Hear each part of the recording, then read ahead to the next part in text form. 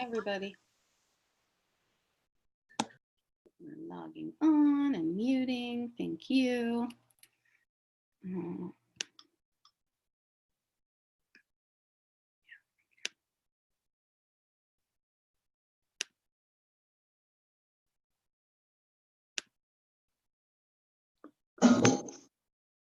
a little bit early, so I'm just going to let people log on for a minute.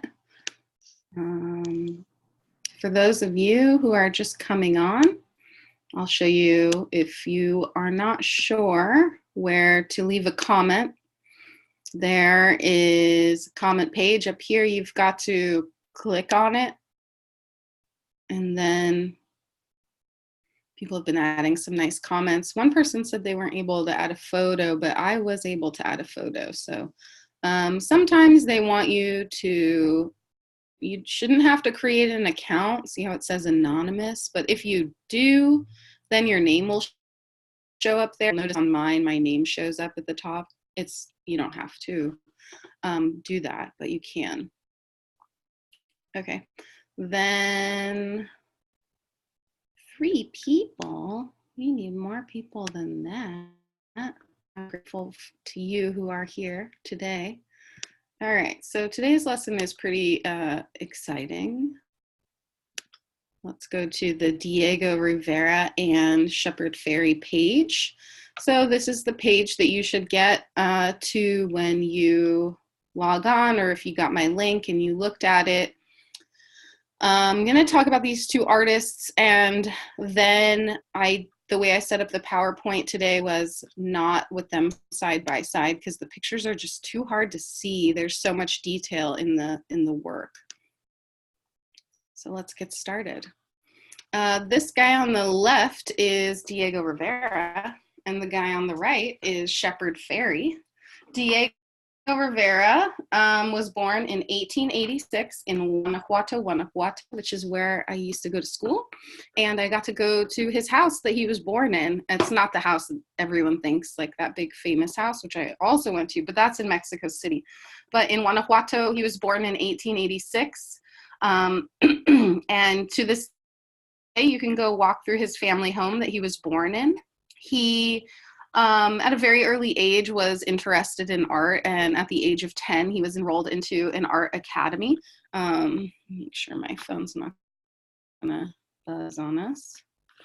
And then pretty quickly after that, a few years after the academy, he ends up traveling to Europe, and he lived in Paris, and that is where he met Picasso.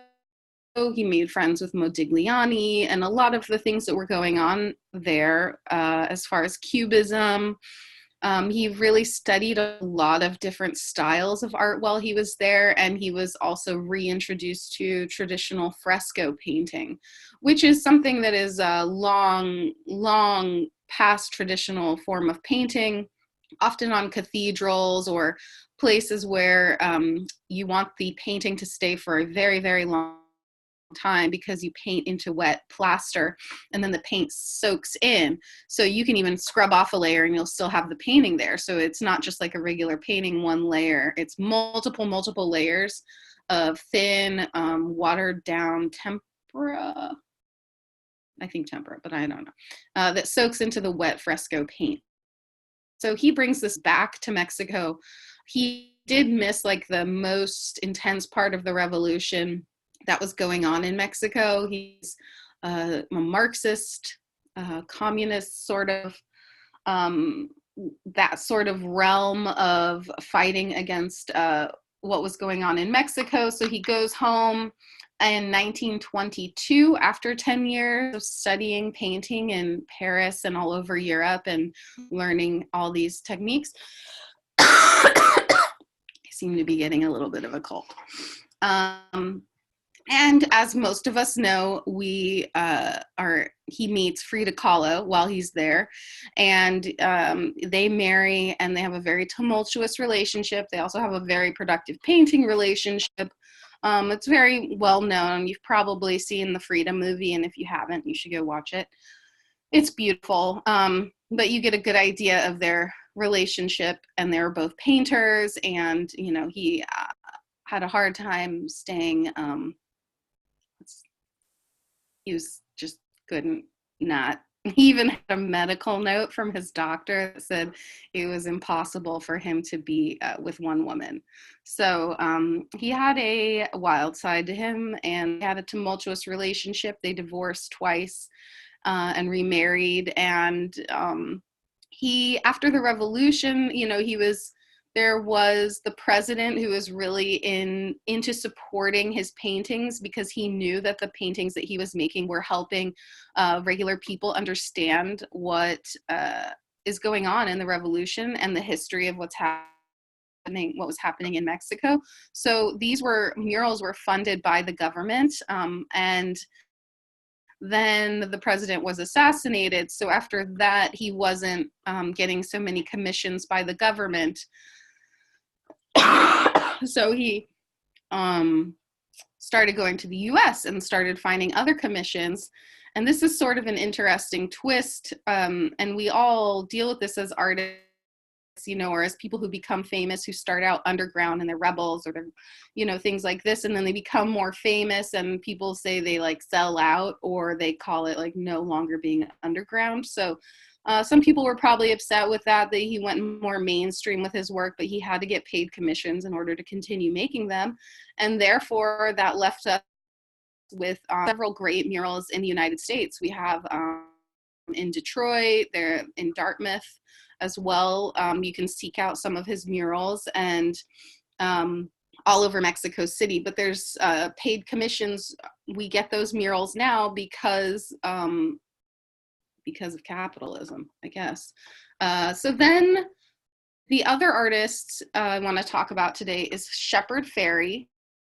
He is most well known for that Hope poster, the Barack Obama Hope poster. That's pretty much what sent him into a really spiraling popular, became a popular artist very quickly. Before that, he was quite underground. He was born February 15th, 1970 in South Carolina, just your average guy, skater kid, punk, into that scene in the 80s. And if you know anything about that scene, there was like a big movement of underground art making, sticker making, skateboard decoration, with very much like block print looking stamping, lino cut. So he made his first sticker. He handmade his first sticker just from a picture that he found in a newspaper while he was trying to show his friend how to make a quick linoleum. Sometimes I call it lino, but linoleum cut. And it was of Andre the Giant, and that became, he started making these handmade stickers. He posted them all over the city, and people started noticing. And then he added the word obey to it, which became more like a Big Brother looking thing. He stylized it. I'll show you. And then they became more like a Big Brother sticker, and those started going up all over the country. He would mail them out. I was actually like, didn't realize that I was part of this scene, but I was growing up, sort of this underground scene. And we were passing around these old obey stickers back in the day and pasting them places in our little town too. So it was a pretty cool movement that happened, and it allowed people to really start stickering and putting things where they shouldn't be necessarily, and on public walls. That is illegal. But he was doing it legally and illegally. Then he started getting permission to paint on the walls. So let's talk a little bit about Diego Rivera first, and then we'll go into a little bit more about Shepard Fairey's work. So this is, I believe, the piece that is in Dartmouth College. I could be wrong. I can't remember right now. What you'll notice is this is a fresco painting. I like fresco paintings because you can really see the brush strokes and the layering techniques that are happening. And you can see there's so much detail in his storytelling. There's so many ways that Diego Rivera describes what's happening in history, what's happening with people all over. These personal stories, you can read into them. Here we even have like the capitalist, the party goers, the rich people, they're drinking, they're playing cards. Over here, this is one of the political figures, is Marx. I can't remember. You guys know. You can text me if you can, or message me. And then we have down here, we have some plants. I don't know if you know this, but Mexican Aztec people believe that they came from corn. So corn is always a really important symbolism. They believe that 5 gods were born from the corn. And that's why corn is in a lot of Mexican paintings. This is in the government building in Mexico City.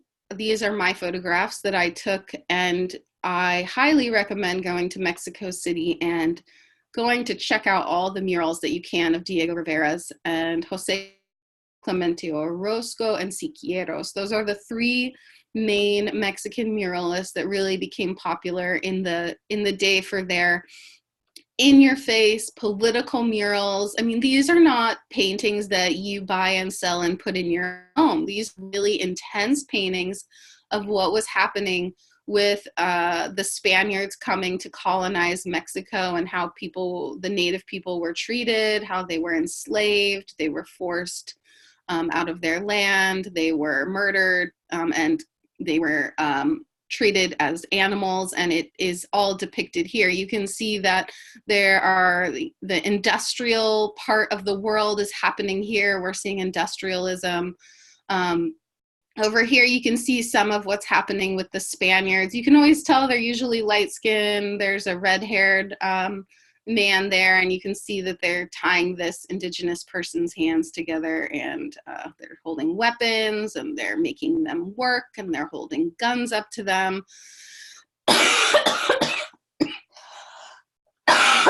Sorry. I thought I wasn't going to get it, and I got it. But I'm beating it. I'm beating it. Yeah. This is a important moment here. If you know anything about Mexican history, the puma is a very sacred animal, and oftentimes the head lords would wear the costumes of the animals. They would wear their skins. They're not costumes, excuse me. They're like crowns and royalty wear. So that's what you're looking at here. These are not just costumes, but they're like signifiers of royalty, of medicine people, of the most important people in the community. The feathers, you can see the headdresses, and these people are being stampled upon by colonialism coming on in with horses. They brought horses. They brought a lot of good things too. You know, they brought embroidery. They brought cotton. They brought rice. Good. I don't know. Melding of cultures. We understand that in history there's constant overthrowing of different cultures and governments, and this is a very clear, amazing painting that can describe this to any person who walks up to it and looks at it. They can read this painting, whether they know how to read or write. They can look at this and they can understand the history of what happened in Mexico just by looking at this painting. That's a very powerful thing to be able to do. I've always appreciated his ability to create work that is so easily read by any person. Obviously, you can read the little stands that are next to them and learn more, but even without that, you get an understanding. This is one of my favorite images, because if you know me, you know that I'm a weaver, you know that I love textiles, and here they are. This is depicting some of the culture before the colonialism and how wonderful and amazing of society that they had. So you can see they're dyeing the fabrics here with the different traditional dyes. They're painting designs. So these are the artisans. This is the depiction of making blankets. They're collecting the cotton over here. They are, or maybe that's wool. Oh, they're collecting cotton. So maybe they had wool. The Spaniards brought wool, not cotton, excuse me. So you can see all these different aspects. They have boats, they have forests, they're collecting only what they need, they're sustainable, they're making clothing, they're making dyes, they're making beauty in the world. So these are depictions of the history of that. This is a close-up of the image I was showing you earlier of the indigenous person being held by the hair by the Spaniard and tied up, and he's holding a tool, so he's probably about to beat him or hurt him in some way. So just different depictions of the horrificness that happened during that time, but also the beauty of the culture, the beauty of the dress, the women. Here's more depictions of the artisans. Here they're melting gold, they're making gold jewelry, they are doing all kinds of different, they're pulling water. So this society was very special and ran for thousands of years. And so he's trying to depict how smart the indigenous ancient people were and how they used the land to create the beauty that they did. The food, the pyramids, the headdresses, the clothing, the dyes. So if you want to learn more about this, there's on Khan Academy. I'm going to show you a quick little 2-minute video, I think, but after that, there's several great videos that break down different images of Diego. So if you want to see those, you can. I'm just going to scroll quickly through here because I feel like I've been talking a long time about Diego Rivera. Pretty good. Here we have, again, we're dealing with, look, they're making agave, they made chocolate, they had trade routes that were coming from all the way from the rainforest, bringing cacao. They're making different, here's a backstrap, is that a backstrap loom? Anyway, you can see the wool, they're cleaning the wool, they're making yarn. Maybe they're making traditional medicines as well. They're probably collecting herbs and things like that. Here's a metate, I think, molcajete, I can't remember. They grind down the corn. Here they are grinding the corn, making tortillas. And here's their agriculture. Look at that. They had agriculture. They irrigated the lands all the way down. And they're discovering, if any of you have the Disney Channel, which is, I know is silly, but you can get the Discovery Channel on there. And there's this new show called The Civilization of the Lost Maya, and they've discovered this new LiDAR is what they call. So basically they're able to scan above any pyramid in the world and take away the forest so they can see what's under it. And what they're discovering is that these pyramids that people are walking on now that they thought were like this, you know, a mile wide, are actually 20 miles wide, entire cities. So it's very interesting if you like that stuff. Next, Shepard Fairey. I think you might have seen this poster somewhere. This poster made Shepard Fairey extremely famous, extremely quickly. He was very much like an anti-government kind of guy before then. Like I said, Big Brother, I think that's the next picture. Here it is. This is the actual first sticker. Well, it's not the first sticker. It's the second or third version of Andre the Giant with Theo Bay representing Big Brother, you know, 1984 style is what we're thinking about here. He's worried about conspiracy and people listening in and taking away our rights and powers. And again, like the punk scene. So sticking these stickers all over the city, sending them out all over the country. And then Obama's running for president and he thinks, hey, like this is something I can get behind. He's a young guy, maybe like 20, 25 years old. And well, let's see, 1970. And when did Obama run? So maybe he was 30. And he makes this, he develops this system which it can do screen printing and something with photo. I didn't understand, but he does a lot of, I'll show you an image that he's creating as well, which is only 2 minutes, and it's showing him his process, which is pretty neat. So this poster he made without he did ask Obama people if it was okay because he didn't want to upset anyone by being this sort of underground anti-government guy who then makes a poster. So he did get their permission and they were like, yeah, sure, make a poster. But then it went viral and they loved it so much. So then they said, hey, can you add the word hope or change? And he did that. And there it is. That poster is iconic. So he makes a lot of things like this. So you start seeing Obey. You probably, if you've been to LA, I don't know if there's any murals in San Diego by Shepard Fairey. There's a lot in LA. There's a lot in New York, all over. Some are paid, some are not paid. He says, you know, he's been arrested 18 times for graffiti. He said that while he was in jail, he often was denied his diabetes medication. He's a type 1 diabetic. So there's a lot of easy, again, symbolism to read. He also very much influenced by those Russian political posters that were made. If you've seen those, you may maybe notice like the color and the graphic quality. And they're also beautiful. They're beautiful. They're simple. And one thing I like that he says, you know, even if you don't agree with the message, this one's about oil. You can see the little oil thing here. You can see the flour is dripping. But he says that even if you don't necessarily agree with his message, but that you can like get behind the beauty of the image and maybe ponder that, and that could lead to more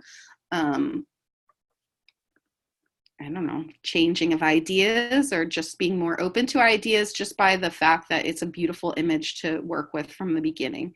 And it's stylized.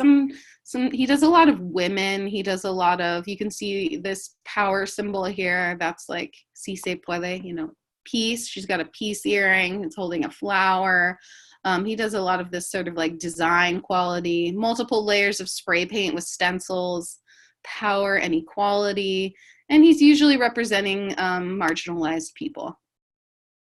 I think I saw this mural go up in Dumbo, New York, but I can't remember.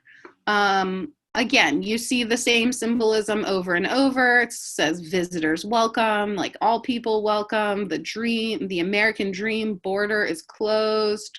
Ideal power, the fragility of the environment. So he's hitting a lot of topics in one mural. Sometimes they're about multiple things.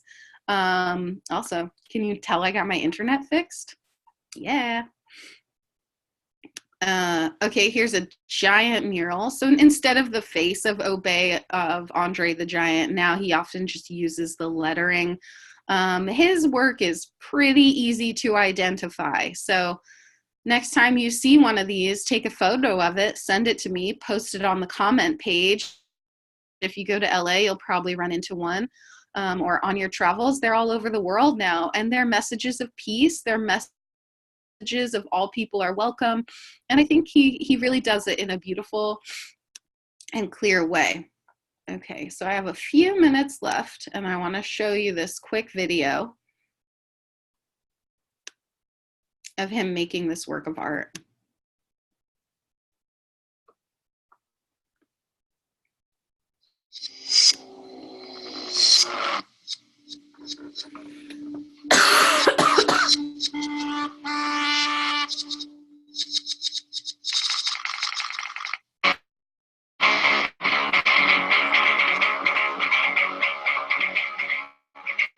And there's no word.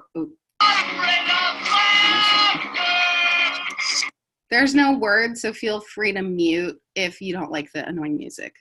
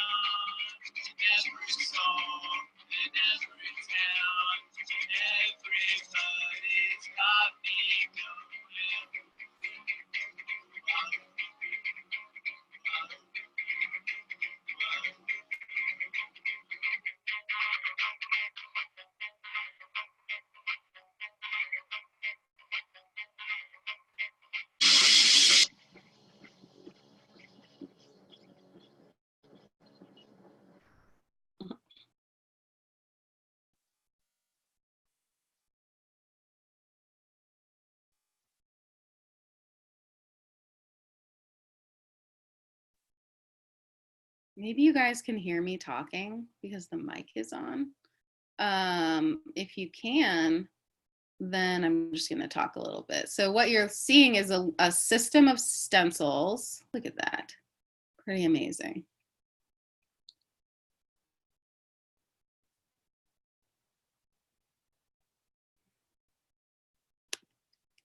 Okay, so that was a pretty great quick video to see how he puts together some of that stencil work. These are much longer videos, but I think they're really important if you have time to watch them. I really respect what he says. He is so educated, and he's just really smart, and he can talk about any subject, and you can tell that he spends a lot of time researching his belief, what's going on in the world before he does it. Also, this Obama poster, apparently the original image he took from, they sued him. It was like from a newspaper or something, and they sued him for the rights of the image because they said that it was their original image. So they wanted to get some money for those profits, and they won a lot of money, which I think is really wrong, to be honest, because I think that we all begin from an image or something that we see. We all learn from each other. Yes, if you're stealing someone's image 100%, they should be paid for your image. That's called bootlegging. That's called stealing someone's image. But if you're starting from an image and you're changing it, which he did, there should be no taking of percentages from that, in my opinion. The law is 30%. So I'm gonna leave us with this 4-minute video of Diego Rivera's life in 4 minutes, which is pretty hard to get, but they do a better job than I do quickly talking about Diego. Here we go.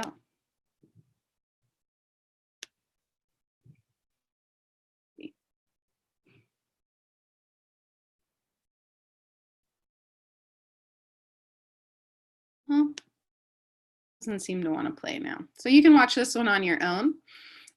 It's 4 minutes. You can watch it when we hang up. It's on the website. It's right here. It says under Diego Rivera, you have Diego Rivera mini biography, and then there's some of those Khan Academy ones.